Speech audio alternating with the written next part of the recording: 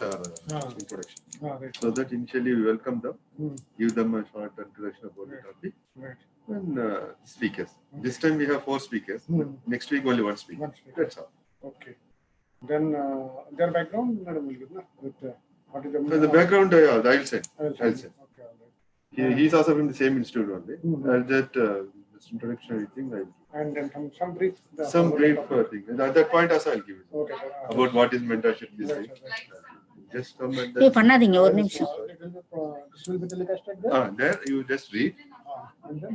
If you want to read from here also you read, or from the laptop. 3 options are there. Whichever you are convenient, you can either print it, lab, or there. Suppose if you are going to do from our thing, only from lab you have to.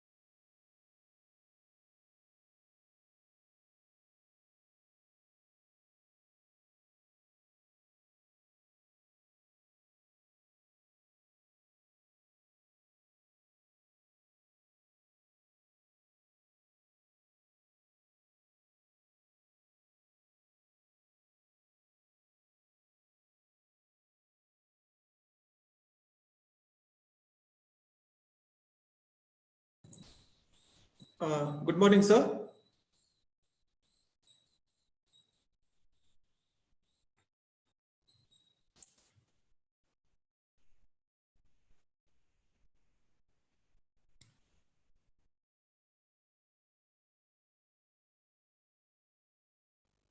Good morning, sir. Can you hear me? Yeah, you are audible, sir. I can hear you. Is it clear, sir? Clear. Okay. Clear. Sir, can you please inform Dr. Lakshmi and other resource faculty to log in using their name as you have done? Because it will be easy for our people to identify them. Sure, I will do that, sir. I will do that. Okay. Sir. Thank you, sir. Thank you, sir.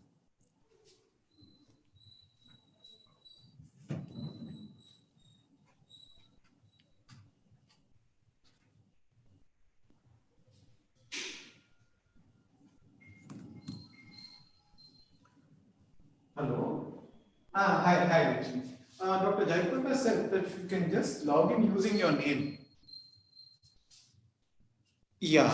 Is your name come up? Oh, you've already. Okay, and you're. Oh, okay. So you're in the waiting room now. Okay, Mangala has joined. Yes. Oh, okay, fine. Mangala has joined, and I think probably they'll let you in now. Yeah. Nachiket, I'll call Sejal. you and Sejal are waiting in the lobby. Yeah, Sejal has joined.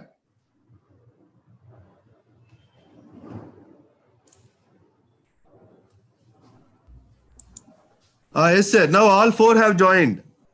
So you all were made as co-hosts, sir, now. Okay, sir. Good morning. Now Dr. Lakshmi said to join. She's joining, sir. I think she's in the waiting room. Okay. Hi, Sajal. Hi, good morning, sir. Good morning, Nachiket. Morning, morning. Good morning, Dr. Sejal. Good morning, Dr. Mangala Rao. Welcome. Good morning, sir. Good morning, ma'am. I think Dr. Lakshmi has come in, sir. Dr. Lakshmi has joined. Good morning. Now you all are co-hosts. Okay, sir. So I think we'll just check the audio once, sir. I think. Sure, sir. Sure. So what I'm Yeah, speaking is clear to everybody? Yeah, it's clear. It's clear. Yeah, Okay. all of you are visible. Fine. So I think we are good to go then, sir. We are ready, sir. Hello, Lakshmi ma'am. Good morning. Yes, sir. Good morning, sir. Fine, sir. So all your audio, video, all are fine and then clear. Yes. Yes. Thank you, sir. So I'll just switch off my video for now, sir. Yes. Dr. Mangalar. Yeah, madam, you are also visible only. Yeah, okay. We were looking for you. Okay. Yes. Okay. So we will sharply start at 11 o'clock, sir. Sure, sir. We'll be Are you- online. Yeah. You please be online. We'll sharply start at 11 o'clock. Thank you. Thank you, sir. Okay, thank you. So we have 500 plus registrations for this. More than around 600 people.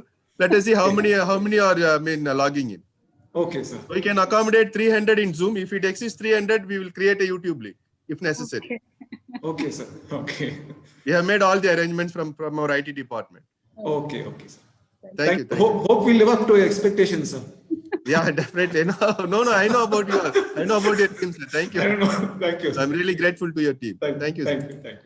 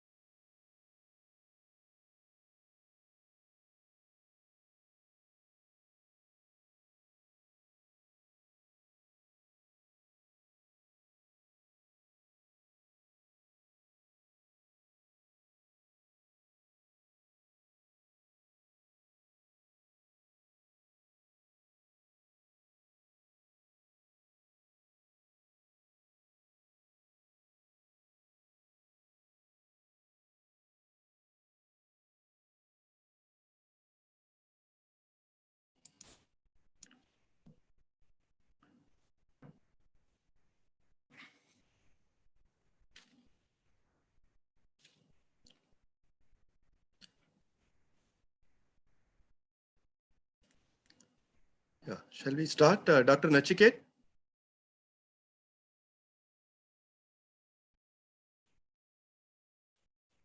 Can someone confirm whether I'm audible? Yes, sir, you are audible, sir. Yeah. Yes, sir, audible. Yeah. So, Yeah, Prakash, it's audible. thank you, sir. Thank you for confirming that. So, hello and welcome everyone to this 14th National Webinar on Medical Education, organized by the Department of Medical Education, JIPMER, Puducherry. I am Dr. Jayaprakash Rajan, Additional Professor and Head of the Department of Medical Education, Puducherry, and I will be working behind the scenes of today's webinar. The topic for today's webinar is problem-based learning in medical education, delivered by a team of faculty from St. John's Medical College, Bangalore. Before I hand over the session to our speakers, here is a short introduction about today's topic. It is a known fact that the 21st century has seen many innovations that has influenced the way we communicate and learn. The field of medical education is not an exception to this, because a lot of advancements have taken place in teaching and learning of medicine across the globe. One among the increasingly implemented ideas in the field of medical education is problem-based learning. Problem-based learning is a teaching learning method in which complex real-world problems are used as the vehicle to promote student learning, that is, students' learning of concepts as opposed to direct presentation of facts and concepts. Problem-based learning is an educational approach whereby the problem is the starting point of the learning process. Though problem-based learning has been a concept in existence for decades, yet its implementation in medical education is limited. This is due to lack of awareness and training among the faculty and other stakeholders in medical education. Today, we have with us a team of speakers from St. John's Medical College, Bangalore, who will be discussing the concept and application of problem-based learning in medical education. Now let me introduce all our four speakers. Dr. Nachiket Shankar is the professor in the Department of Anatomy. Dr. Lakshmi is an associate professor in the Department of Anatomy. Dr. Mangala Rao is an assistant professor in the Department of Pharmacology. Dr. T.V. Sejil is an assistant professor in the Department of Physiology. All the four speakers are active members of the medical education unit in their institute and are actively involved in faculty development programs. And we are really happy to have them on our for this program, and we are really grateful for them for having accepted amidst their busy schedule. I now invite our speakers to start their presentation. Dr. Nachiket, you are welcome, sir. Thank you, sir, for that kind introduction. So I am Nachiket from St. John's Medical College, a faculty member from the Department of Anatomy and Medical Education. And it is indeed a privilege for our team to be here today for this webinar. And at the outset, I would like to thank the organizers, NTTC and Department of Medical Education, JIPMER, Puducherry, and especially Dr. Jayaprakash for inviting us to conduct this webinar. So it's a real pleasure and privilege for us to be here for this webinar. So I'm going to start by providing a context for this session. And before we actually go into delve into what PBL is all about, this is just a brief context so that it's more understandable what we're going to proceed with. So I'm going to start sharing my screen.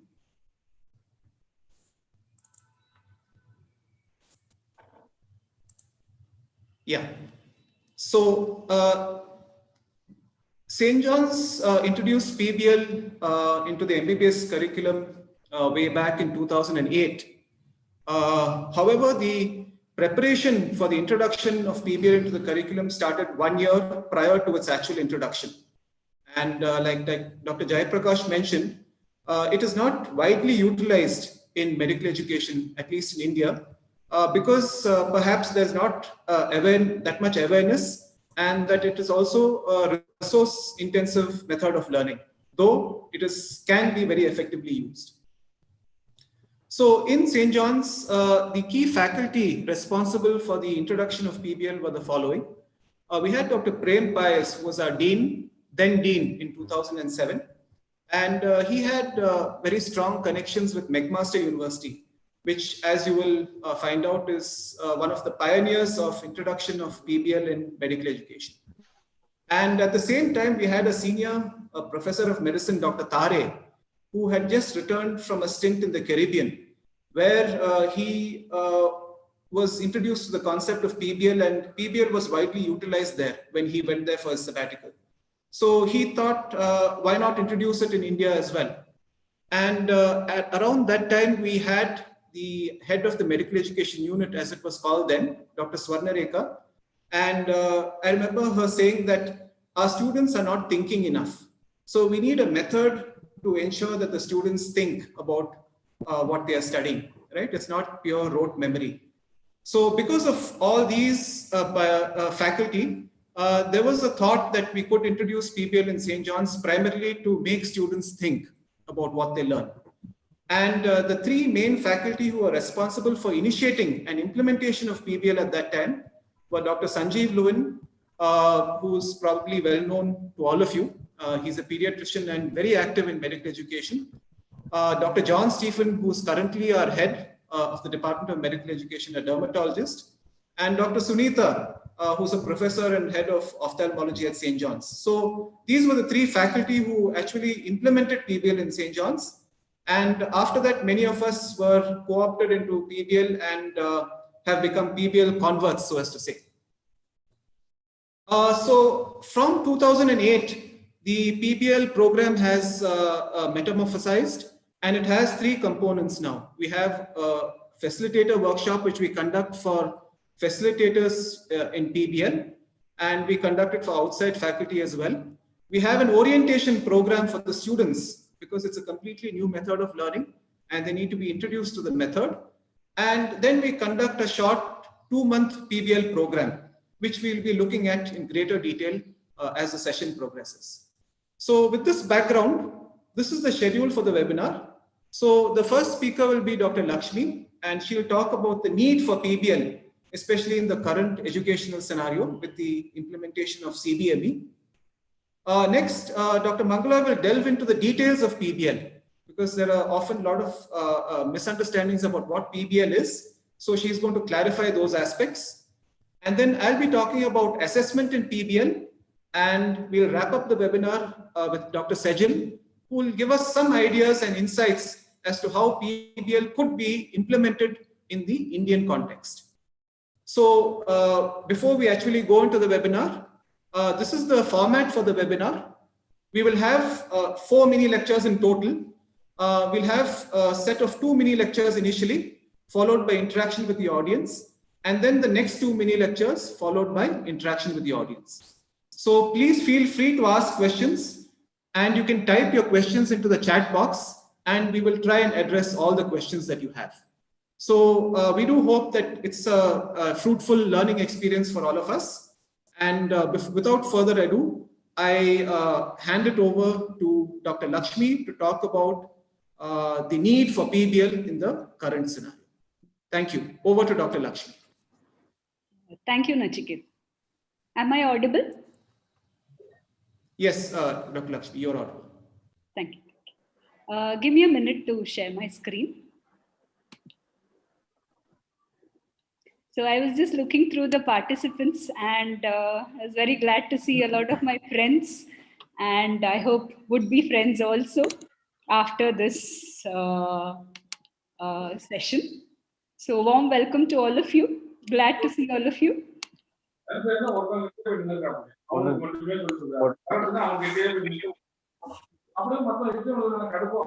Is my screen clear? Yes, Dr. Lakshmi. Thank you. Thank you. So let's take a few seconds to look at this picture.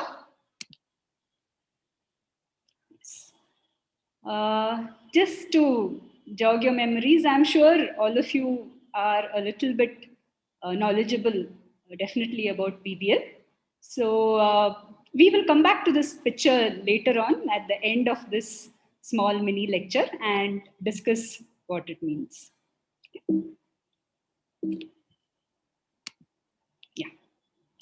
So in this session, I will be talking about the 4 parts of PBL, mainly the history of PBL, what exactly is the definition of PBL, why PBL, and specifically PBL in the present CBME scenario. Okay. Coming to the history of PBL, PBL emerged as the result of an attempt to reform medical education at McMaster University in Hamilton, Canada, specifically in 1969. So there were a lot of founding fathers, a group of physicians and basic scientists who worked towards making PBL what it is today. And this method became so popular that it spread all over the world. And we have complete universities and medical schools which totally use a PBL type of curriculum, specifically in Netherlands, Australia, Ireland, of course, in United States. So it would be amiss on my part if I do not mention Dr. Howard S. Barrows, who is the father of problem-based medicine, I should say. He is an American neurologist and a medical educator, and he joined the McMaster University as a faculty of medicine and developed the PBL method of learning. So he then also went to the South Illinois University of School of Medicine, and there he established the Institute of PBL. So not just PBL in medical sciences, he promoted use of PBL even in secondary schools. So he was a very firm believer in the PBL method of learning. Of course, he has many other contributions to the world of medical education, clinical reasoning using simulated patients, etc. But PBL has been his gift to medical science. So coming to the definition of PBL, as in the words of Dr. Barrows, it is a learning method. So let me stress on the word learning. It is a learning method that uses problems as a starting point. So just like, maybe a small dust particle which allows a pearl to form, the problems here form the nidus for acquisition and integration of new knowledge. So this is the definition of PBL, and a bit about how it differs from the traditional method of teaching. I think this picture tells us what traditional teaching has become now. So you have the passive students and the teacher who doles out information. There is no interaction of the students with the information that has been given to them. They are just passive recipients. So in toto, what happens is there does not occur any amount of deep learning. It is more or less lot of rote learning and superficial learning that happens. And you can see the difference here. More or less, we can say that PBL is a democratic form of learning, and the students actually decide on their objectives. They build their knowledge on a nidus, which is the clinical vignette or multiple things that can be used to trigger off this discussion. And the teacher is a facilitator. Okay. He or she makes sure that there is a non-threatening atmosphere where the students can practice whatever they require in their future roles as doctors. So it gives a wonderful platform for the students to learn. So more details we will be seeing in the next session by Dr. Mangala. So going into why PBL. So I'm sure most of you have gone through the CISP, and the one thing that is reiterated again and again there is the roles of a basic medical doctor, that is an MBBS graduate, of being a clinician, a leader, a communicator, lifelong learner, and a professional. So what I would like to say here is that PBL actually gives a perfect platform to practice the knowledge required to be a clinician. leadership, because it's going to be a team-based learning, communication between the participants. They're going to learn how to, solve problems in the real life. So a lifelong learning method, and of course, interaction with the team members allows them to behave like a professional. So it gives a wonderful platform or a scaffolding for them to practice. So not just this, I'm sure as you went through, many of you, of course, have already implemented the new curriculum in your own colleges. I'm sure you will agree with me when I say that integration and self-directed learning are the cornerstones of the present CBME curriculum. Of course, I have not mentioned feedback here, but definitely it is all inclusive in self-directed learning. So in brief about what integration is and how PBL fits into this. So integration is the organization of teaching matter to integrate or unify subjects frequently taught in separate academic courses or departments. So what happens is more often the knowledge gained is by means of, thinking of trying to clear the exam or the subject exam. So the real life patient and what he or she as a professional has to deal with when he becomes a practicing doctor is somewhere lost during this focus on trying to clear exams. So I'm sure all of you are familiar with this ladder, Hardin's ladder, which has 11 steps. And I'm sure you'll agree with me when we say that the earlier steps of isolation, awareness, harmonization, nesting, we are trying to put the timetable together. We are trying to, engage with the other subjects in the same phase. More or less, it's a physical integration that is occurring. And integration in the true sense has to actually occur in the minds of the students. And here, if you see, PBL stands at the 11th step. So it is actually the final transdisciplinary method of learning. That is the actual purpose or integration in its, in its perfection, I should say, can be achieved with PBL. So just to use poetry, I'm sure all of you are familiar with Rabindranath Tagore's poem, Where the Mind is Without Fear. So there is a line in this poem where he says, where the world has not been broken up into fragments by narrow domestic walls. So I'd just like to twist this and say, where knowledge has not been broken up into fragments by narrow domestic walls of subjects. So that is where PBL will take us. It is not subject that we are going to focus on. It is going to be the problem or the patient that becomes the focus of learning. So the other cornerstone of CBME is self-directed learning.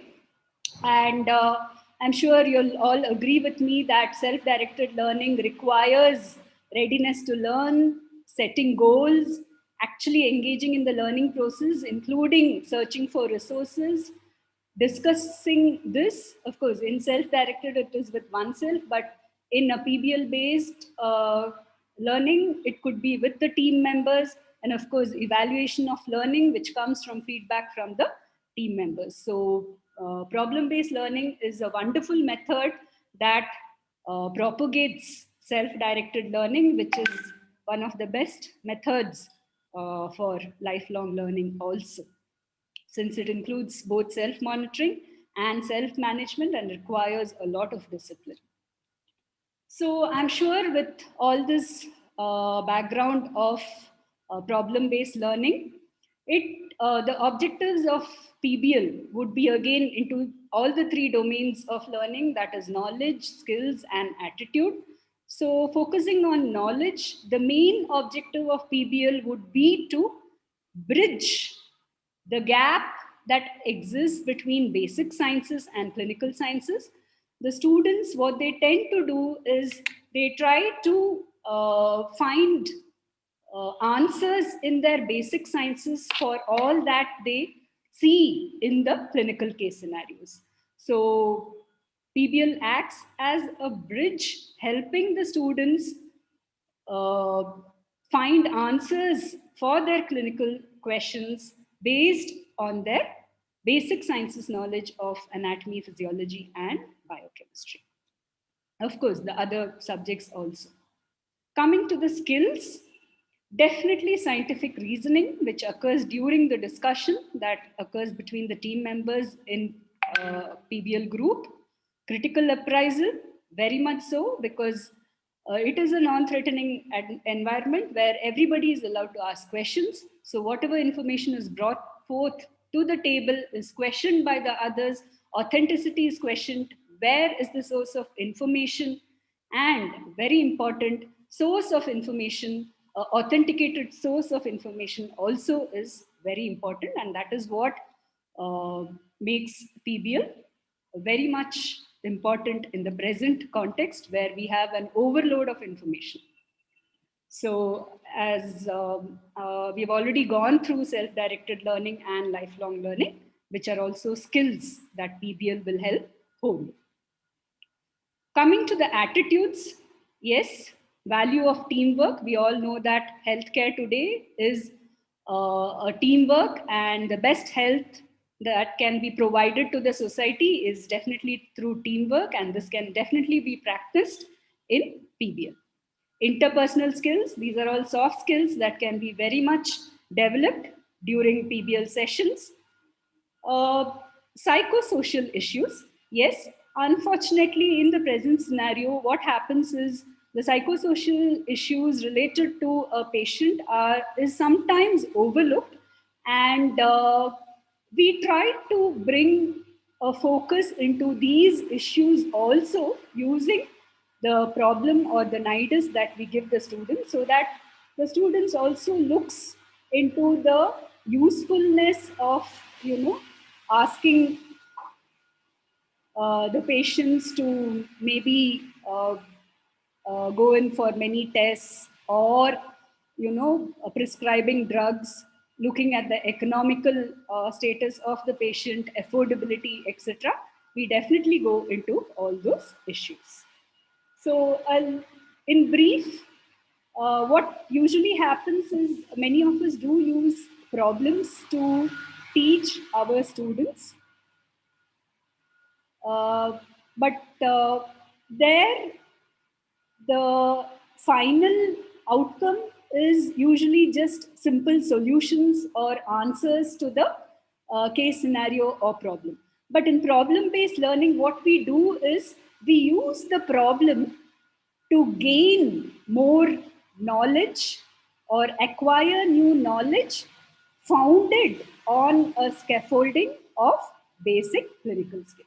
So the objective of problem-based learning is to acquire new skills, whereas what we usually do in giving students problems to solve is to find answers or solutions. Dr. Mangla in her session will give you an example of a trigger where she will exactly tell you how and when we use these problems to improve student learning. So at the end, I would like to say that I'm sure if you are all practicing PBL in your own medical schools, you will have this issue. The trouble with PBL is that you have to learn a whole bunch of stuff that you won't need now, but definitely when you are a practicing physician, this is a lifelong method of learning that will hold you in good stead in your professional career. So that is what we tell our students. And as a summarization of what we covered, we went through the history of PBL. It started at McMaster University, 1969, with Dr. Barrows being one of the propellants of this method of learning. Definition of PBL, it is a learning method. Let me stress once again on the word learning, It is a learning method that uses problem as a starting point to acquire and integrate new knowledge. And we have seen why PBL is important, because definitely it helps learn or solidify the learning what is required by a basic MBBS graduate of being a clinician, a lifelong learner, good communicator, a professional, and a team player. And specifically in the present CBME scenario, self-directed learning and integration, the two cornerstones of CBME, is definitely fulfilled by a PBL method of learning. So I would like to end my session with a quote. Sure, you're all familiar with this. Give a man a fish and you feed him for a day. Teach a man to fish and you feed him for a lifetime. So on similar lines, give a student information and he's learned for a day. Teach him to learn and you make him knowledgeable for a lifetime. So thank you all. This is the slide that we started with, and I'm sure it is very clear how PBL makes the student a self-directed learner, and where we, the teachers, are the facilitators for learning. So the student decides what he wants, what are the objectives, how he's going to learn, the resources. The teacher gives feedback and facilitates learning, providing a non-threatening atmosphere. So with that, I complete my mini session. The next session will be by Dr. Mangla, and maybe questions we can have after Doctor's session, Dr. Mangla's session on the process of PBL. Thank you very much. Thank you, Dr. Lakshmi, for that very clear presentation on the need for PBL in the current context. So what we'll do is, before we move on to Dr. Mangala's session, there have been a number of questions and comments. So I'll very briefly run through them. And some of them we'll take during the second interaction session, and some of them we'll take during the first interaction session after Dr. Mangala's talk. So first was PBL during the lockdown. What were our experiences?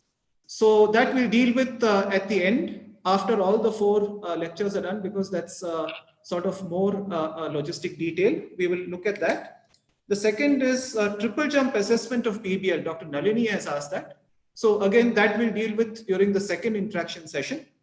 The third question is, are PBL and ECE compatible? So can PBL be used for ECE? That I think we'll leave to Dr. Lakshmi to answer at the end of the first interaction session. She can share her thoughts. Difference between PBL and CBL. Again, that's Dr. Siraj's question. We can deal with that during the first interaction. Then Dr. Joseph's question, is PBL more important for the clinician or basic scientist? That's a more sort of a philosophical question. So we will look at that. And again, during the first interaction, how is PBL useful for faculty and teachers? Again, Dr. Joseph has asked that. We'll look at that. And Dr. Raghavendra has asked about the time and infrastructure, whether it's possible in India. So what we do is that question we'll take during the second interaction. Okay, so we have noted down your questions and we will certainly discuss them. But in the interest of time for now, we will move on to the next session. And this session will probably clarify some of the doubts that you have. And over to Dr. Mangala. She'll be talking about what is PBL. Yeah, thank you, Dr. Nachiket. Just allow me to share my screen. I think Lakshmi went about really motivating everybody, right? Particularly by the quotes of Rabindranath Tagore, where, she said that this is the ultimate, right? So I'm sure all of you are motivated enough. Before I begin, I hope I'm audible. You're clear, Mangala. Yeah, and is my slides visible? Not yet. Okay, I'll just go back.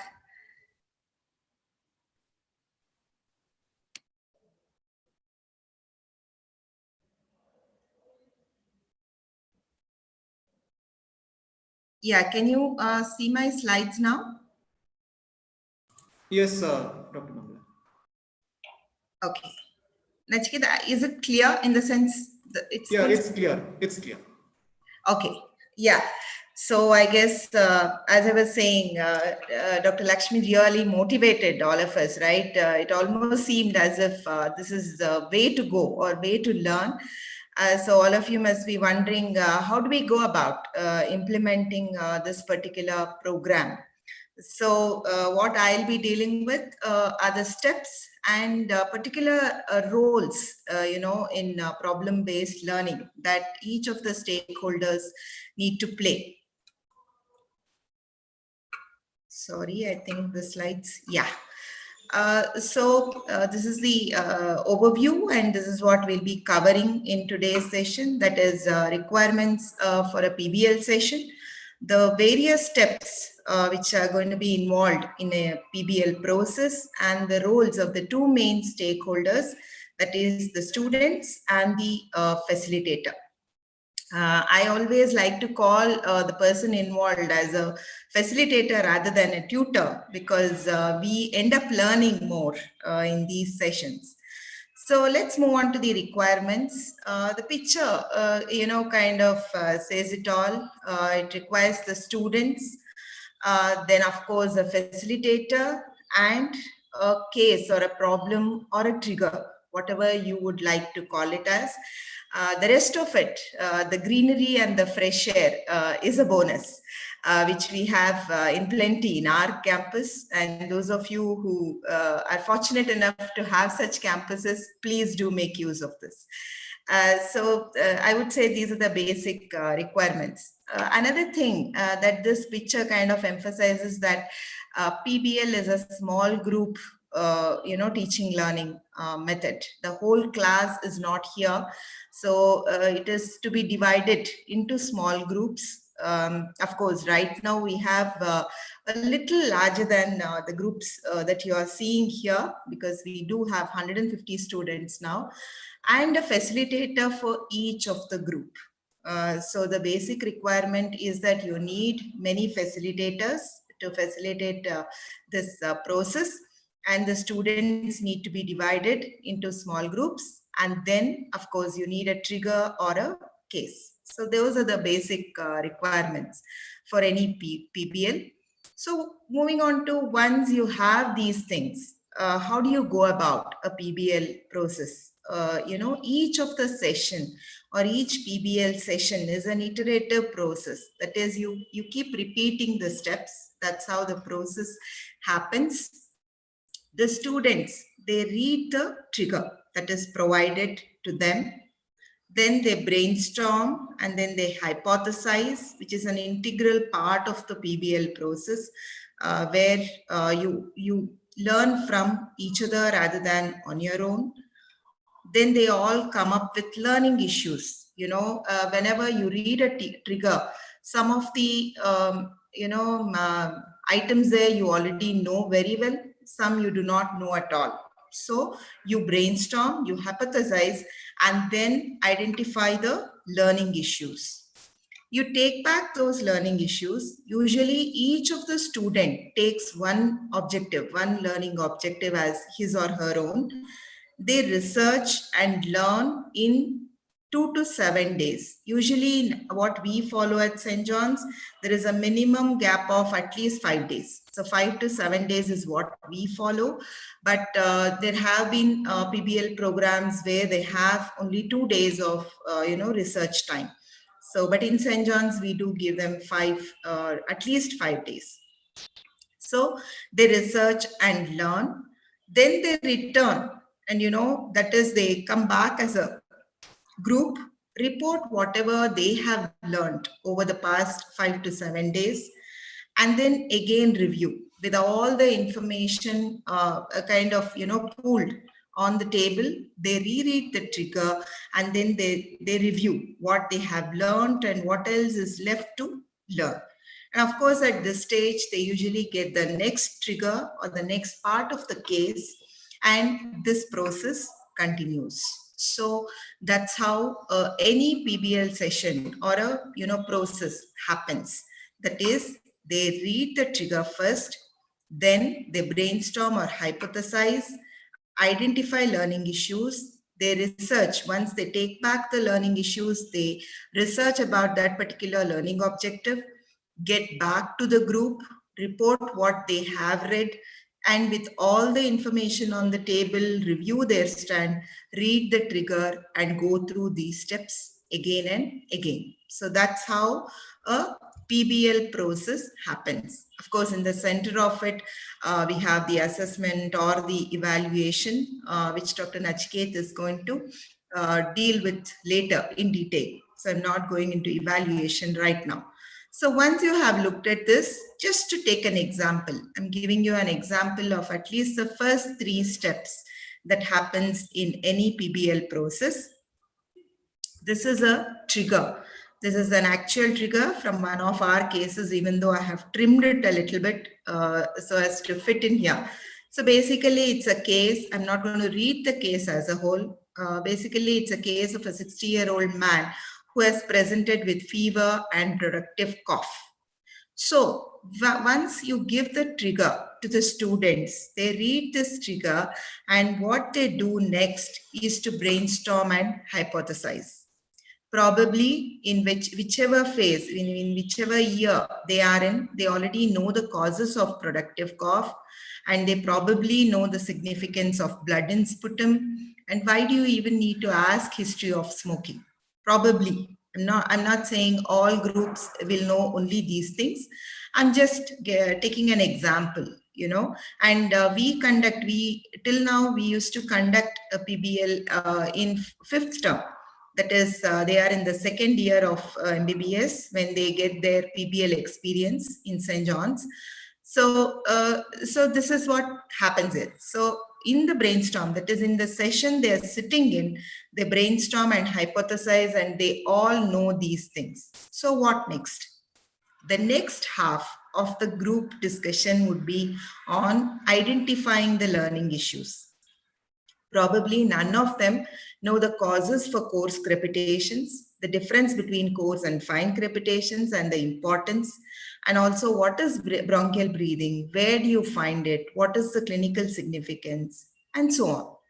So these are, like I said, it's an example of the first 3 steps that they go through in any PBL process.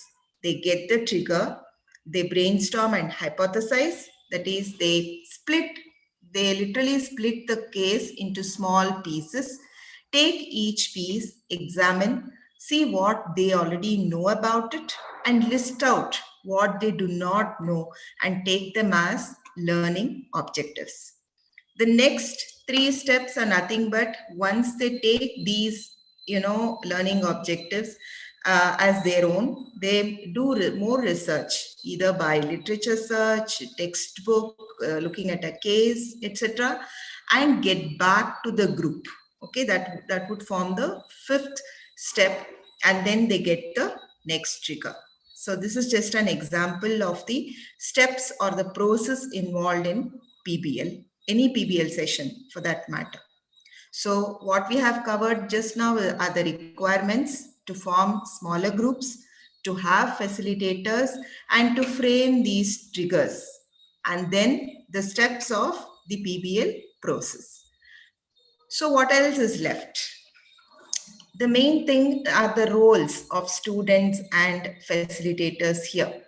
The trigger, as we know, it has already played its role. So what we are left with are the roles of facilitators and students.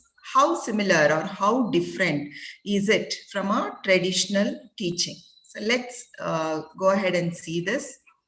If you look at PBL process as a whole, these are the different roles that each of them can play. That is to be a scribe, a tutor or a facilitator, a chair, and a group member. The beauty of PBL is, except for the tutor or the facilitator's role, the role of a scribe, chair, and a group member are all played by a student. That's where what Dr. Lakshmi called about the attitudes, the skills develop, rather than not only the cognitive part, but the objectives of PBL are to develop both the skills and the attitudes that is satisfied by playing these other roles. So let's see what each of these role entail. As a group member, a student should follow the process. Even though the picture is small, it's the same iterative process that I put up a little earlier. Participate. As a group member in PBL, participation is very, very important. The student needs to participate. Once they take home the learning objective, they need to research. Even though the picture shows only the books, nowadays students use of course internet more and more, but we do encourage them to go back to the cases. The patients are the most important learning tool that they have. Go back to the cases or to a clinician or a consultant to clarify. Ask questions. In a group, the discussion is not complete if each one of them just kind of gives in what they know and don't ask questions. The hows and whys should come up in the discussions. So ask questions. Active listening and respect. Here is where it is very, very different from a traditional teaching, where the student has to listen only to a lecturer or a professor who is teaching them. No, here they learn to respect their own peers and also actively listen. Active listening is contributing to the whole session as such. And of course, sharing is very important. This is all for one and one for all. So whatever one learns, it should be shared with everybody else. So I would say in a nutshell, these are the various attributes of being a group member in PBL. So let's look at the special roles, so-called special roles in PBL. What is it to be a scribe in a PBL session? The main role of a scribe is to record. Whatever happens in the discussion, the scribe kind of records it in a systematic manner. We'll see many of them writing notes, but it's the responsibility of the scribe to take it down in a systematic way. Here I've shown both a laptop and a book because many of them do take notes directly on their laptops. Of course, participate. Being a scribe does not mean that the student ceases to be a group member, So the student has to actively participate. Order the thoughts. Whenever people are in a group, usually the thoughts come randomly. And of course, in PBL, that is allowed. The PBL, it is allowed to think, aloud and to get random thoughts. All that is allowed in PBL, but it becomes the responsibility of the scribe to maintain these thoughts in order, so that there is a, systematic manner in which the particular discussion is going on. Next comes recording resources. As Lakshmi already pointed out, this becomes a very important activity of the scribe, because even though there is an information overload we see on the net, it is very important to rely on reliable resources. Of course, textbooks are really reliable, but the problem with textbooks is the information may not be as up to date or as current as we require it to be, right? So it's important that the scribe records resources, not only for their own use, but later, if it is passed on to a next group, they should be able to get the information easily by recording resources. It could be a consultant. It could be, they could have gone to a cath lab. One of our cases is MI. During that, the group with which I was working, they took permission from cardiology and, they visited cath lab. So it could be anything. So record resources. So recording, participating as a group member, then ordering the thoughts and to record resources. These are the main roles of a scribe. So there's only one more role left for a student to play. which is that of a chair.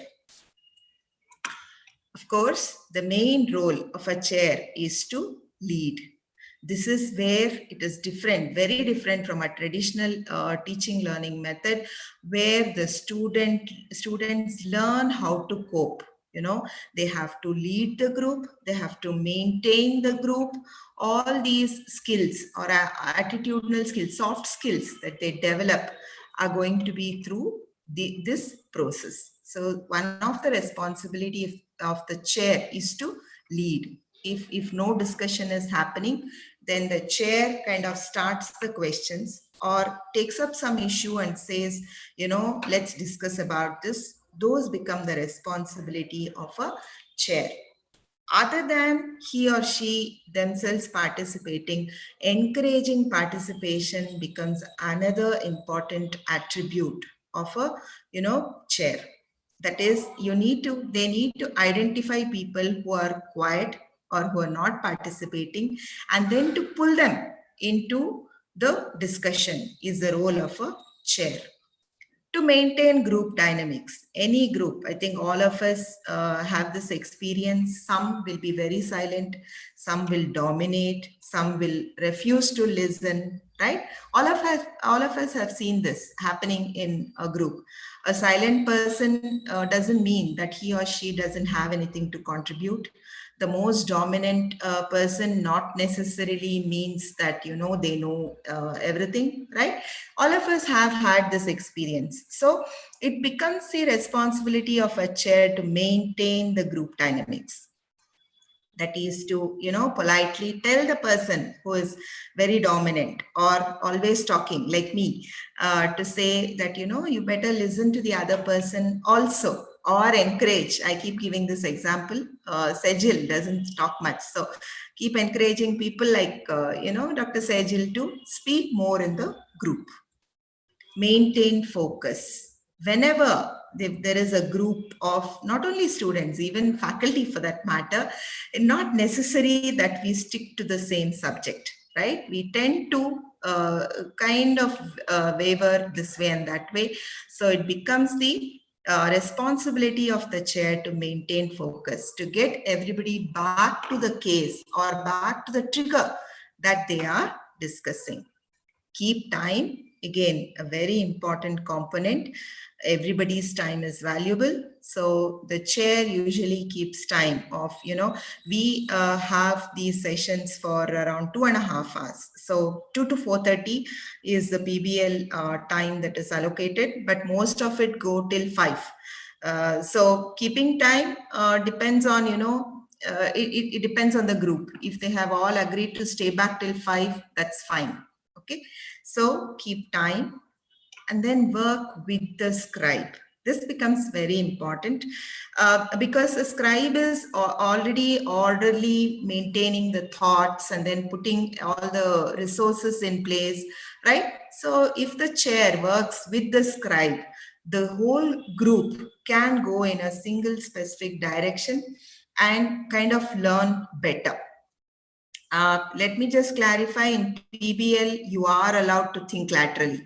When I mean single direction, it does not mean problem solving. It can still be, you know, a wide range of learning, but, you know, to at least maintain the objectives getting fulfilled. So these are the roles of a chair. Remember, the chair and the scribe also do play the role of a group member. Apart from that, the chair leads, encourages participation, maintains group dynamics, focus, keeps time, and also works with the scribe. So right now we just covered all the 3 roles of a student in a PBL process. One is to be a group member, second one is to be a scribe, and third one is to be a chair. So there's something special about the roles of a chair and scribe. That is, in this particular session, if these 2 were the chair and the scribe for the next PBL session or the trigger, it could be 2 other people. We do encourage this in our institution so that all the team members get the experience of being a chair and a scribe, and also develop their soft skills of leading, improving communication skills, maintaining group dynamics, and so on. So this is part of the PBL process. So if everything is done by the students, what is the role of a tutor or a facilitator? It looks as if we don't have much to do, right? And here the tutor seems to be having fun, but believe me, that's what happens most of the times. Encourage participation. In the first few sessions, the chair is very new to his or her role. So it falls on the responsibility lies with the facilitator to encourage participation, assist group dynamics, and timekeeping. This is slightly overlapping with the roles of a chair, but in the beginning the students are new to this process, so we may end up doing these roles for them. Monitor the scribe if the record keeping is happening systematically. Prevent sidetracking. Whenever I am the facilitator, we set the ground rules, in the beginning of the PBL process, that we take a break after around 1 hour and we talk about something else other than academics. We call this the free time. So they'll have something to talk about autumn news, which is a fest which goes on in our institution, or something else that they have attended, sports. Sometimes they do have questions for me, personal questions. So it's up to you to decide when to do it. But other than that, the later part of 1 hour, we stick to the trigger. Okay, so prevent sidetracking, ensure achievement of objectives. Again, I reiterate this point here. In PBL, you don't have a single case to solve. It's not as if, you need to come to a diagnosis at the end of the trigger. No. Many a times the diagnosis is already given in the second trigger. Okay. Somebody asked in the chat box, what's the difference between case-based learning and, problem-based learning? I would say that's the main difference. Problem-based learning, you can go into anything in detail. It's up to the group. It's up to the whole, team to decide. But at the same time, there are some must-knows in every particular trigger. And this is known to the facilitator. So it becomes our objective, or it's our responsibility to ensure that the must-knows have been covered by the students. So that's why I have kind of put that in bold. Achievement of objectives, even though it's not hard and fast rule that if there are 10 objectives, all 10 have to be achieved. At least around 6 to 7 of them need to be covered by the students, or the must-knows of a particular trigger has to be covered. Check understanding. Sometimes what happens, students just, get information from a internet source and they copy and just come and deliver this. It's like a conveyor belt. They got it from there and kind of putting it here. So it becomes our responsibility to check understanding, or have they really understood what they are saying, before we kind of ensure that everybody else is also learning these things.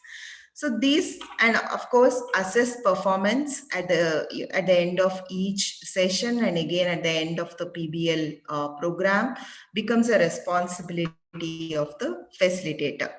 Again, assessment, it could be in knowledge domain or the skills domain, interpersonal skills, etc. You will listen to this more in Dr. Nachiket's session. So in a nutshell, these are the roles that a tutor facilitate or a facilitator does. The first few things may be an overlap with that, with the role of a chair. But of course, checking understanding, achievement of must-knows, and then assessing performance is definitely the role of a facilitator.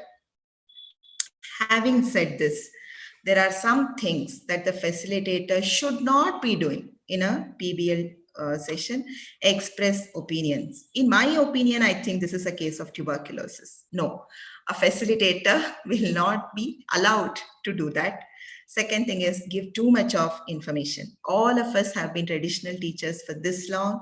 So it's very, very easy, very, very tempting to start taking a mini lecture, which we should avoid. And believe me, that's the hardest, particularly when our own subject matter comes up. For me, treatment, the moment they start discussing treatment as a pharmacologist, I am itching to give them more adverse drug reactions, more this, more that. But no, we should not give too much of information and allow them to collect this information and synthesize.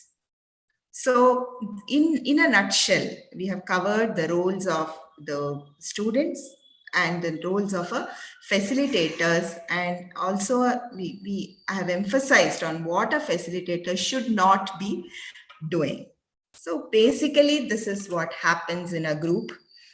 We have around 6 to 7 sessions of PBL, and this is what we see in every year after year. These are the Tuckman stages of team formation. There is a stage of forming, where some people are still quiet, they're not very comfortable and all that. And there is a phase of storming when everybody wants to talk, including yourself, or ourselves, I should say. And then there is a stage of norming where they know their roles, they know that they have to learn through this process. Okay, that is the stage of norming. And finally, performing. Some students have come up with brilliant concept maps. They have, as I said, one group went to the cath lab. I didn't know what happens in our own cath lab, and they took a video and they kind of came and presented here, which was excellent. So that's the stage of performing. So all groups, believe me, go through this: forming, storming, norming, and performing. The initial stages of forming might feel a little, the facilitator is a little lost, where to step in, where to kind of keep quiet, but that comes with experience. And believe me, once it's reached the stage of norming and performing, we will enjoy the whole process. So I guess I'll stop now. And of course, this is the honeymoon frustration and settling down. So what we covered in this session was requirements of a PBL session: students, small group students, facilitators, and a trigger. And as I said, as a bonus, the fresh air and the lawn and the greenery, and the steps and the roles of students, tutors, and facilitators. We are open for questions. Thank you. So, yeah, thank you, Dr. Mangala, for that really clear presentation on the steps for PBL. I'm sure that would have clarified many of the doubts that the participants had. There have been a lot of questions in the chat box, but we may not be able to address all of them. What I will do is a few of them that I can quickly address, I will do right now. One was whether PBL can be used in the paramedical students. Yes, it can be used. It can be used in almost any setting. Second question is, in St. John's, do we use PBL curriculum, or do we use it as a teaching learning method in a traditional curriculum? We use it as a teaching learning method in a traditional curriculum, right? So we don't have we are far off from having an entirely PBL curriculum. So we use it as a methodology to encourage students to think. Lot of discussion about PBL versus CBL. If I want to put it in one sentence, CBL is very structured and is more teacher driven, right? The questions are asked by the teacher and the students are supposed to answer those questions. So it's very structured. Whereas, like Dr. Mangala said, in PBL, students are given the trigger and they have to explore and identify their own learning objectives. So if there's one thing that's different, main thing that's different between PBL and CBL is the students determine their learning objectives in PBL, whereas in CBL, it is still very much decided by the teacher. And the questions are asked by the teacher and not by the student. Of course, there are a lot of articles related to CBL that you can please go through. And there are a lot of other questions as well. Maybe we'll have time for maybe one or two questions. One was, can PBL and ECE go together? So maybe Dr. Lakshmi can try and address that because she's the first year. She's been involved with ECE. Over to Dr. Lakshmi. Thank you, Nachiket. As you all know, ECE has two components, right? You have the clinical component and the basic sciences component. And I'm sure the exposure to the clinical side where the students have to visit the hospital, that cannot be replaced by anything. So PBL, let me tell you, is a method of learning. It does not replace bedside teaching in any manner. Somebody else had also talked about bedside teaching. So PBL does not replace bedside teaching, but definitely in the basic sciences of early clinical exposure, as a problem, a clinical problem for the student discussion, PBL can definitely be used in this scenario. Definitely, you can have a clinical case and discuss that with the students, and you can do this as a PBL method also. Does that answer the question? I'm sorry, I've forgotten who has asked. I just I think it's pretty clear. I think Dr. Aruna had asked that. Dr. Aruna had asked it. And then a few other things, Dr. Lakshmi, for you. Yes. Clinician or basic scientist, is PBL better for the basic scientist or clinician, or is it good for both?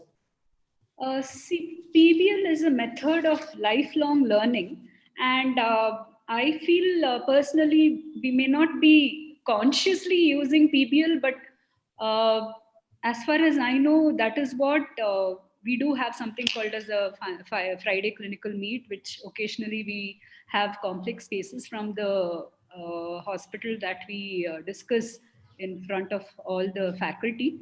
So that may not exactly be PBL, but I somehow feel when you do post graduation and you go a little higher into adult learning, PBL is what you actually do.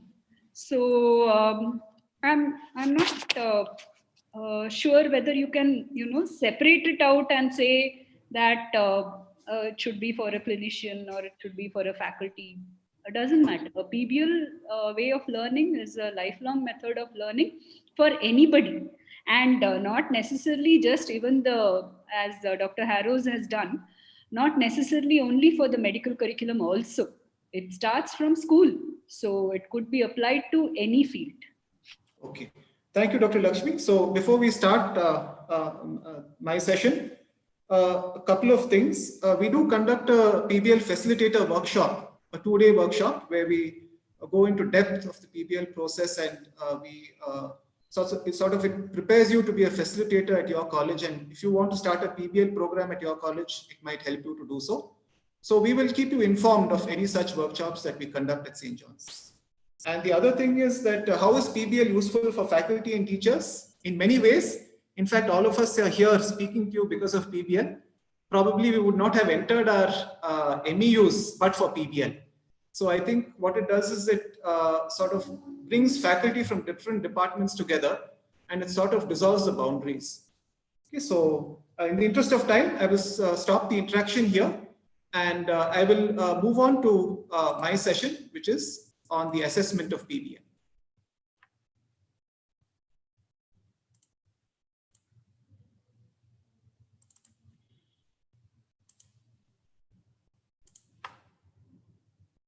Okay, so I think all of you would agree with this.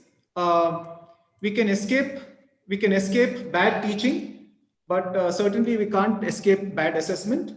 And just as an aside, we can sort of bunk our classes. I think many of us have done that. But you can't bunk exams because otherwise you won't go to the next stage. So I think that sort of tells us about the importance of assessment in the whole educational process. So let us reflect for a few seconds about why assessment is important. So please think about why assessment is important. Of course, all of you have probably experienced in medical education. I don't need to go into this, but we'll just pause for 30 seconds and think about this.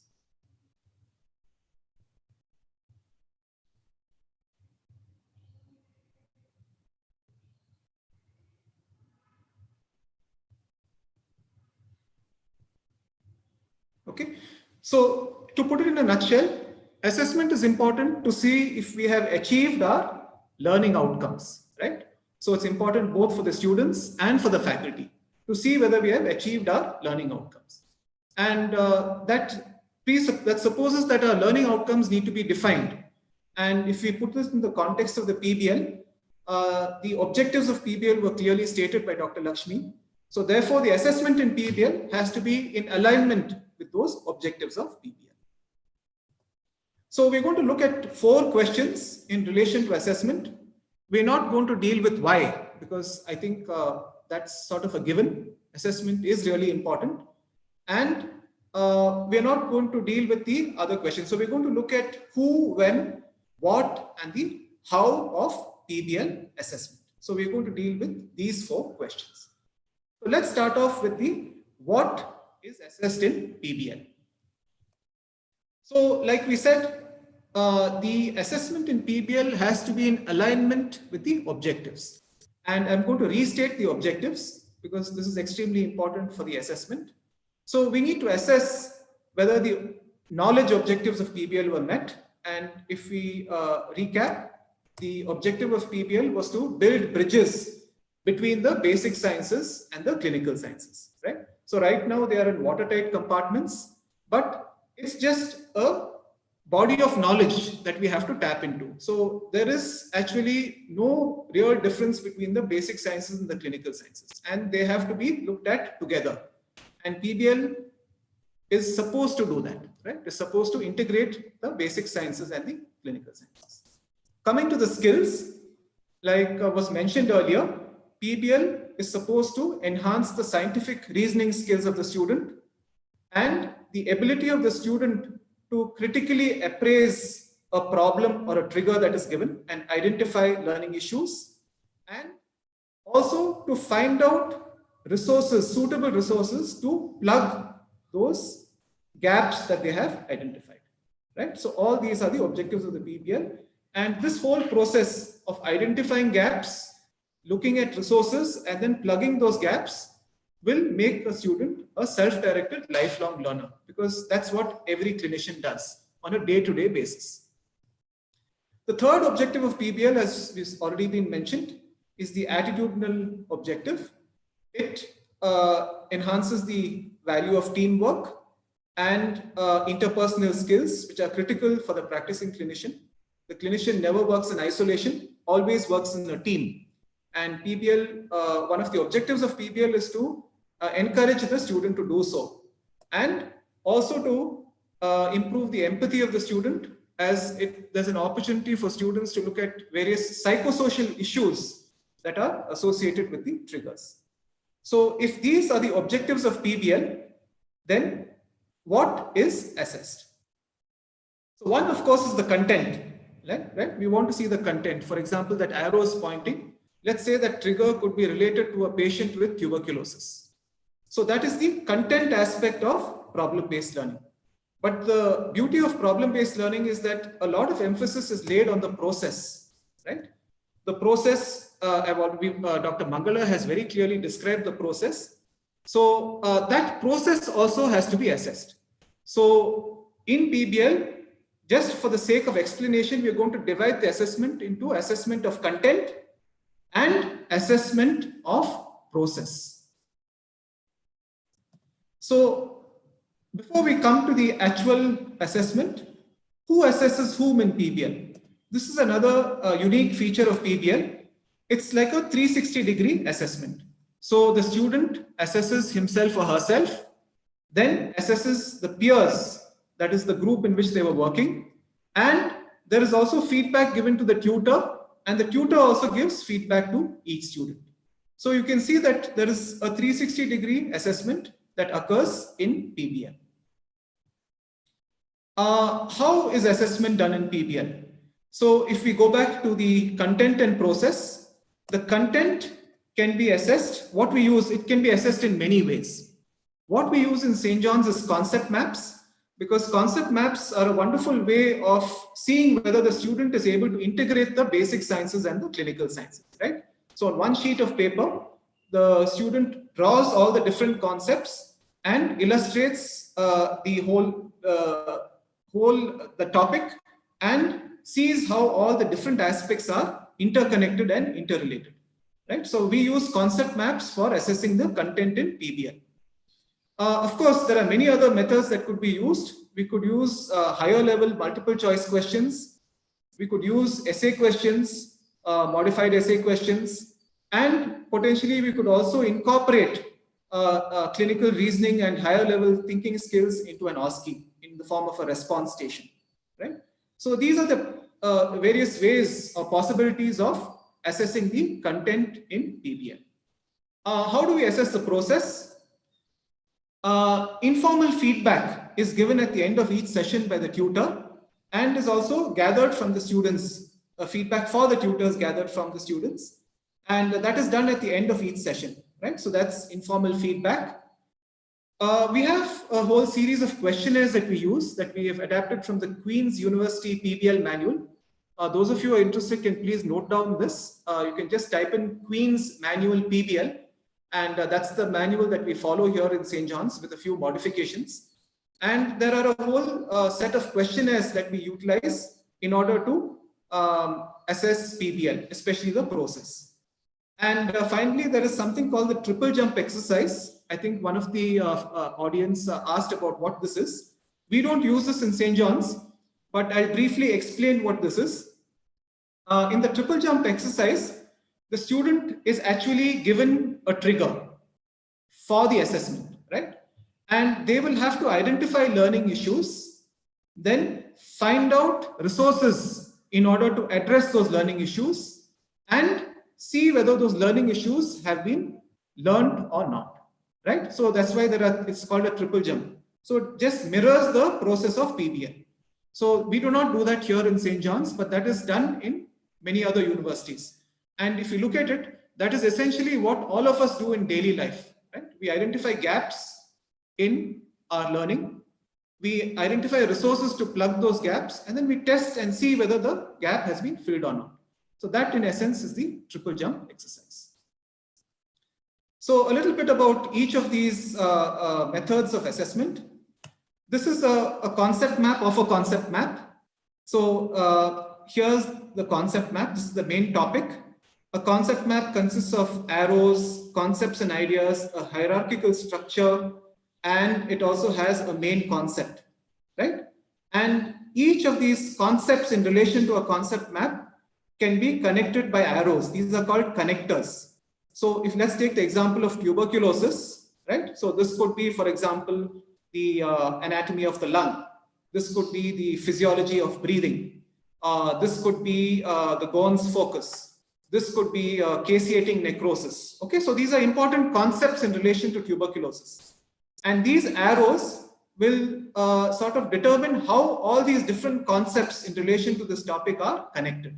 So it's a beautiful way of seeing whether a student has understood the interrelatedness of the basic sciences and clinical sciences in relation to a particular topic.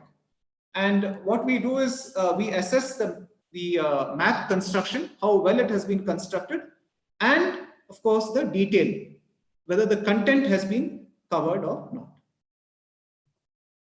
Now we will move on to other aspects of the process. We have a self and peer assessment and tutor to student assessment.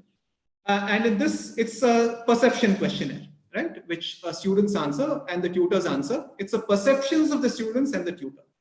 So whether their critical appraisal, whether they have improved their skills in critical appraisal, whether the learning resources were utilized appropriately or not, whether the group worked well or not, how well the group worked, and whether the attitudes and the communication skills were good or not. Okay, so we look at these 4 broad aspects in these questionnaires. Of course, each of these aspects has a number of items linked to them, and it's beyond the scope of this session to go into the details of this. Now, coming to the student to tutor, what does the student assess the tutor for? The knowledge, attitude, and skills, not in relation to the topic, by the way, right? It's in relation to the PBL process. How knowledgeable is the tutor about the PBL process? With what attitude does the teacher or the tutor come into the session? And how good are their facilitation skills, right? So this is how the student gives feedback or assesses the tutor. And finally, in St. John's, we have a self-directed learning questionnaire. Like Dr. Lakshmi mentioned, one of the strengths of PBL is that it enhances the self-directedness of students. So we have a self-directed learning questionnaire which we administer to the students before and after the PBL program. And these are the broad areas that are covered in the questionnaire. One is the awareness of students about their learning needs. The second is the learning strategies that students employ to cover the gaps that they have identified. What learning activities do they engage in? Fourth, whether they have developed the skill of self-evaluation. And fifth is the interpersonal skills, because interpersonal skills are essential for self-directed learning. So these are the 5 broad areas that are covered in the questionnaire. When do we assess, right? So like I said, informal feedback is given at the end of each problem or session. So that's constant, right? The informal feedback. And we administer the questionnaires at the end of the program. And our program is of 2 months duration. Dr. Sejal will take us briefly through the design of our program. And the self-directed learning questionnaire is administered before and after. And we've consistently found that the self-directedness improves after the PBL session. And we have 2 problems that we give the students, and the concept map grading is done at the end of each problem. So what do we do with the results of the assessment? Right? So we make a brief presentation to the students and the faculty and to our dean about the results of the assessment. And more as important is that we use the results of the assessment to improve the program for the next year. Right? So it serves as a feedback for both students, faculty, and to the system, so as to improve, so that it gives us ideas to improve the program as a whole. So we come to the end of the session, and just to summarize, we looked at 4 important questions in relation to PBL. We looked at what we assess in PBL, and that is intrinsically linked to the objectives of PBL, knowledge, attitude, and skills, which we've already mentioned. Second is who assesses. Like I mentioned, it's like a 360-degree assessment. How do we assess? We assess the content and process. Content, we in St. John's use concept maps, and process, informal feedback, and questionnaires. We use these 2 methods for assessing. And when we assess at the end of each session and at the end of the program. So thank you so much for your patient hearing. Thank you, Nachiket. We have had 2 questions. One is Dr. Manjunath. Sir, have you done program evaluation, and have you found PBL yielding better results than traditional methods? Okay, sir. Thank you for that question, sir. I think it's the most important question. So I'll tell you what we have found so far. So what we have found so far is that the self-directedness of the students improves. So we've actually published that. So that certainly it does. The second thing we've done is that we have used the results of the feedback to improve the program as a whole. But whether the examination results of the students improve after PBL as compared to a traditional curriculum, we have not done that. And that perhaps is a little difficult to do. But Dr. Lakshmi has done a project where she has looked at the challenges and the benefits that have been gained by facilitators from the PBL program. So that in a sense is an evaluation, and the facilitators seem to have benefited a lot from PBL. So it's circumstantial evidence, sir, Manjunath sir, but it seems like PBL is working. But I do agree it's circumstantial. We do not have hard evidence to show 2 things. One is whether PBL improves exam results, whether PBL makes better doctors. So those are very difficult questions to answer. And but it seems like PBL is certainly helping. So I think the four of us here are proof of what PBL has done to faculty. The one more question is concept map same as mind map? This is by Dr. Vidisha Vallabh. Yeah, actually there are some differences between a concept map and mind map. There are some subtle differences, but the basic premise is the same. So you have a concept, right, which you look and you see the different sub-concepts in relation to that concept or different facts, and you see how they are connected. There are some technical differences between the two. In that, in one, you use pictures. I think it's a mind map that you use pictures, whereas in the concept map, you use mainly words. But essentially, you can think of them as achieving the same objective in trying to connect and look at the big picture in relation to a topic. That's all. Thank you. Thank you so much, Dr. Lakshmi. I think we will now call upon Dr. Sejal to present. And I'm sorry, Jaiprakash sir, we may have to go over time a little bit by 5 minutes. Yeah, please go ahead, sir. Please go ahead. Thank you, sir. Thank you, sir. Over to Dr. Sejal.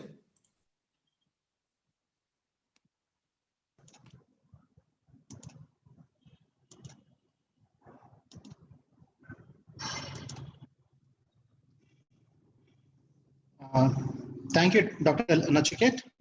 Is my slides visible? They are visible, Dr. Sejal. Okay, thank you. Thank you, Dr. Nachiket. In this mini session, we'll be looking at some key points to consider while designing and implementing a PBL program in your respective institutions.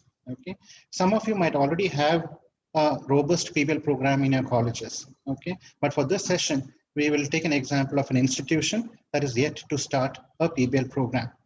So where is the starting point? Where do we start? The starting point would be the needs assessment. Okay, do we actually need a PBL program in our college? If such a need is felt, then this would be followed by the identification and training of facilitators who will play an integral role in the PBL process. And once the facilitators are trained, the clinical problems or cases can be designed for the program. The trained facilitators can now be tasked with designing the problems and triggers, or these problems can be sourced from a collection. If it's already created, this collection can be used to source the problems. Once these are in place, the program can be implemented, and this is a PBL program for the students, and this can be implemented. And finally, like with any other program, the PBL program also has to be evaluated, and the insights that we get from the feedback and from the tutors, we can fine-tune the PBL program for the following batches. We will now look at these steps in a little bit more detail. Needs assessment. Do you need PBL? And if so, what are the objectives? If you remember from an earlier session, the PBL could be used to enhance the knowledge of the student, the knowledge base of the students. And in fact, some of the universities, I think as Dr. Lakshmi said, in some of the universities abroad, the entire curriculum is structured as a PBL program. This is the content and the cognitive domain. The PBL program can also be used to focus on the process. And this will enhance the other qualities that an Indian medical graduate is expected to have. Things like qualities such as lifelong learner, teamwork, leadership, communication, analytical skills, and the research part of it. You could also use PBL to target both these domains, the content and the process part of it. The second question that you need to ask is, can you implement PBL? And if so, at what level can you implement PBL? Remember, PBL program is a very resource intensive task, especially with respect to faculty and with time.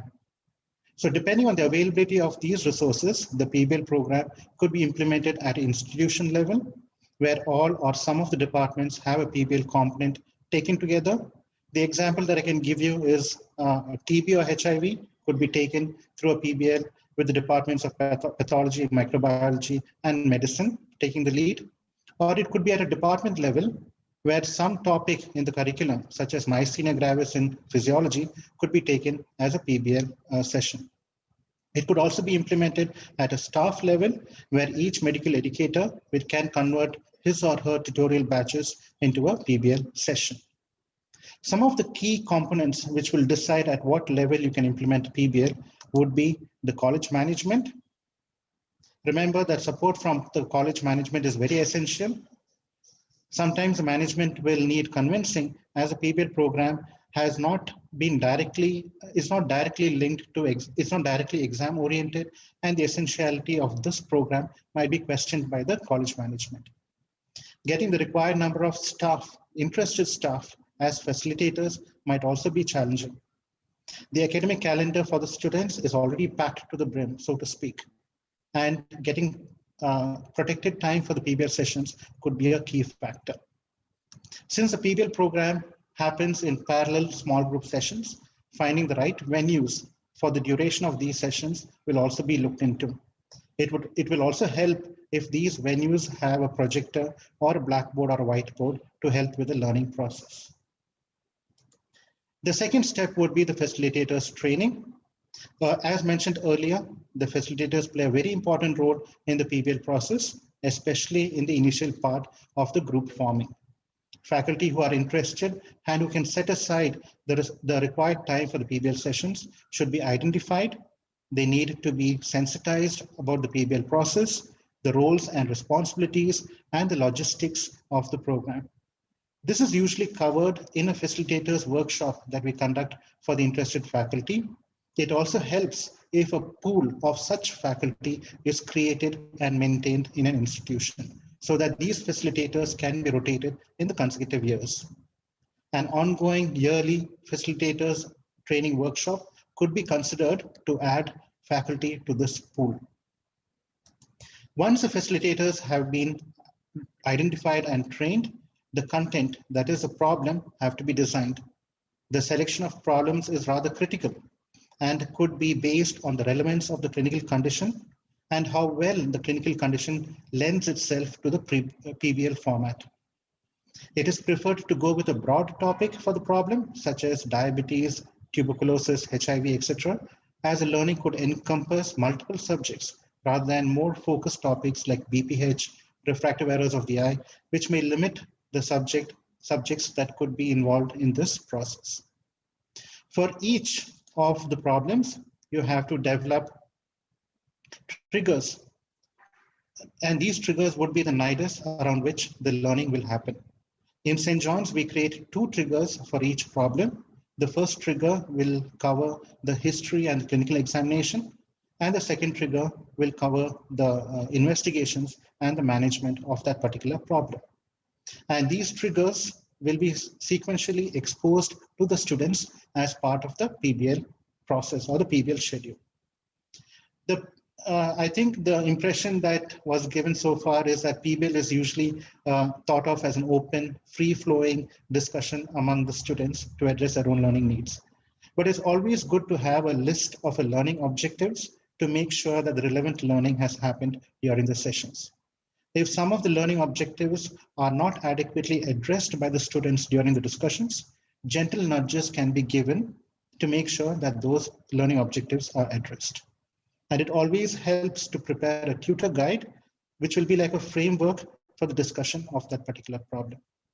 And finally, the created triggers and problems have to be refined through multiple discussions to make sure that they address all the learning objectives. I will give you an example for such an issue. For example, if you're looking at a HIV problem, if the psychosocial and the economic aspects are not being adequately covered in the discussion among the students, then the PBL trigger could be modified to include, to make sure that such a point is discussed. Maybe we can add a line like, the patient lost his job when his employer came to know of his HIV status. If you put this into the trigger, then this will lead the students to discuss the psychosocial and the economic considerations. Now, once we are done so far, we have to look at program implementation. So before we start with the actual problem, the PBL program for the students, we have to make sure that certain prerequisites are set in place so that the PBL program can go on well. The first consideration would be the support from the management. I think this we covered a little bit before, and this is especially required for the logistics and the scheduling of the PBL sessions. The appropriate student group has to be identified. In St. John's, we felt that the fourth term students are more apt because they would have finished the preclinical years, they would have a foundation in the preclinical years, and they would have started with the clinical postings. And in addition to that, in fourth term, they do not have summative exams that they have to attend, and they can dedicate more time for the discussion. The scheduling of the sessions are very important, and they have to be included into the academic calendar of the students so that all departments equally share the time slots allotted to the PBL sessions. The facilitators have to be allotted to the groups. Even preclinical and paraclinical facilitators can be included, even though the PBL program itself is a clinical one. As mentioned before, we need to have adequate infrastructure to make sure that all the sessions can be conducted effectively. These are the prerequisites that we need to have before we start with the PBL program itself. What is next? We start with the PBL program. The PBL program for the students will include, we have the student workshop. We start with the students workshop. So it follows this sequence. We have the students workshop, and in the students workshop, we have an orientation to the PBL and its process. There's a search skill workshop where the students are taught how to search the internet for reliable sources of information and how to access physical journals and books in the library. There is also a mock PBL where the students are grouped with their facilitators. And this is to make sure that ice breaking happens and the ground rules to be followed are set in place for the future sessions. The students workshop is then followed by the PBL sessions and the assessments. The PBL program concludes with a valedictory, and in this, the certificates are issued to all the students and to the faculty members. Before I conclude this very short program logistics session, let me share with you what we do in St. John's. So we had initially planned for the PBL program this year to be conducted in the month of Feb and in the month of March. We start off with the students orientate the workshop, the students workshop, in which they get oriented to the PBL processes and the search skill workshops. We then have a mock PBL that is conducted around a week later. And this is to make sure that they get familiar with the facilitators and with their own group members, and they set in place the rules to be followed for the following sessions. A week after that, we have they start working on the trigger one of problem one. Okay, so remember that every problem has 2 triggers. So on the 10th of Feb, we had planned for the first trigger to be released to the students, and the students will assemble and they will read the trigger, they will brainstorm the trigger, and they will identify knowledge gaps, and they will create for themselves assignments that they have to read and prepare for the next session. So for the next session, which will be on the 18th, they will come back with the assignments completed. That is, they would have prepared mentally what the knowledge gaps they had in the previous session, and they will come and discuss the assignments from the previous trigger. They will read and work on the trigger 2, and they will prepare the knowledge gaps to be discussed later. They come back in a week's time, and they have the closure of problem 1. They have the closure of problem 1, and here they will make sure that they go through the entire problem and summarize the problem so that they have closure on the problem. This will be followed by the submission of the concept maps. So based on whatever they had discussed during these 3 sessions for problem 1, they will prepare a concept map and they will submit it, which will be graded by the facilitators. Now this entire process will be repeated for problem 2. So the problem 2 trigger 1 will be released on 5th of March, and then the problem 2 trigger 2, and then finally the closure of problem 2. They will have to submit the concept maps in a week's time, That's on 23rd of March. And then finally, we have the valedictory, which is on the 26th, where they are issued the certificates and the certificates. So, so this is basically what we had planned for this year. Unfortunately, due to the pandemic, we could not complete a few of the sessions in the month of March. So what we did was we converted some of these sessions to an online mode. We formed small groups. The students were part of it. The facilitator was part of it. And we tried to have these sessions online. And I would say it did serve the purpose of having the discussion effectively. We also need to rethink about this of the PBL program and its logistics in this coming year because of the revised curriculum of CBME and the fact that the second year is shortened.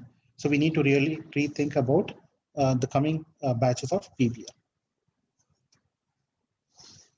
So before I conclude, let me just recap what was covered in today's session, in this session. So we have a needs assessment. We need to find out whether the institution requires a PBL program. The second step would be facilitators training to make sure that they are sensitized to the PBL processes. We need to create problems with the triggers and the tutor guides and the learning objectives. And finally, we have to implement the program, that is the PBL sessions and the assessments. And finally, depending on the feedback that we get from the tutors and from the students, we have to fine tune the entire program for the future batches. I think all of you will have a lot of questions based on logistics of the PBL program. It's a very resource intensive task. And hopefully we'll be able to address this in the question and answer session to be taken later. Over to you, Nachiket, and thanks for hearing.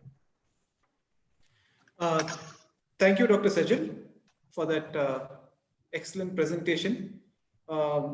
In 10 minutes, you managed to summarize the entire process that we follow here in St. John's, and that's really good, really fantastic. So I don't think we have time. So we've tried to do our best in trying to answer your questions, but I'm sure there are a lot of unanswered questions. You can please feel free to be in touch with us after this workshop as well, and we'd be happy to answer any questions that you have after this workshop. I think you can get our emails from Dr. Jaiprakash, and you can be in touch with us if you are further interested in exploring PBL. So thank you so much for the participants for your patient hearing and for your encouragement. Thank you so much, Dr. Jaiprakash sir, NTTC and Department of Medical Education, JIPMA, for inviting us. It was really a pleasure and privilege for us to be part of this program. And of course, on behalf of the PBL group, thank you all. So thanks so much. So thank you, team St. John. I thank you very much for clearly presenting the concept, principles, and applications in PBL in an interesting manner. The message that the nature of PBL is constructive, collaborative, contextual, and self-directed was clearly presented. The message that problem-based learning is an effective way of delivering medical education in a coherent, integrated, and focused manner was also discussed well by your team. PBL fosters application of knowledge to complex problems, which is essential for quality care of patients. I think you all will agree with this. No doubt, PBL is an innovative and challenging approach to medical education. It is innovative because it is a new way of using clinical material to help students learn.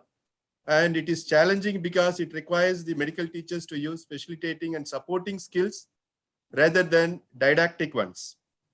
So PBL has several advantages over conventional method of teaching and learning, and it is an approach much favored by the curriculum planners.